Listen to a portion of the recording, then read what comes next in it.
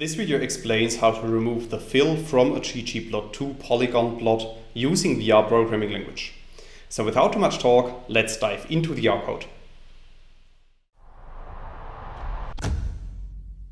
In this video I will show you an example, and for this example we first need to create an example data frame, as you can see in lines 2 and 3 of the code.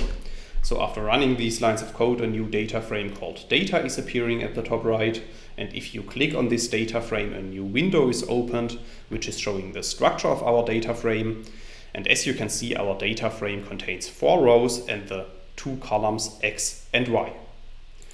Now if we want to draw our data using the ggplot2 package, we also need to install and load the ggplot2 package, as you can see in lines 5 and 6 of the code.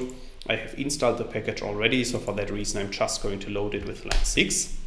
And then in the next step we can use the ggplot and ggpolygon functions to create a polygon plot. So after running lines 8 and 9 of the code, you can see that a new polygon plot is appearing at the bottom right.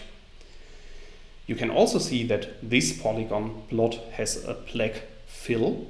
Now let's assume that we want to remove this fill. In this case, we can once again use the ggpolygon function, as you can see in lines 11 to 13 of the code.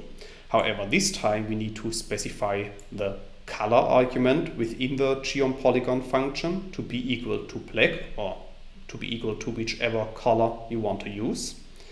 And then we also need to specify the fill argument to be equal to NA. So after running lines 11 to 13 of the code, our plot is updated, and as you can see, this time the background color of our polygon plot is transparent. That's all I wanted to explain in this video. In case you want to learn more on this topic, you may check out my homepage statisticsglobe.com, because on my homepage I have recently published a tutorial in which I'm explaining the content of this video in some more detail. I will put a link to this tutorial into the description of the video, so you can find it there. If you have liked this video, or if you have any questions, let me know in the comments section below. I'll try to respond to all comments as soon as I can. Furthermore, make sure to subscribe to my YouTube channel to get notified about future video releases.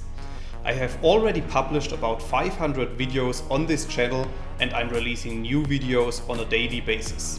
Thanks a lot for watching. See you in the next video.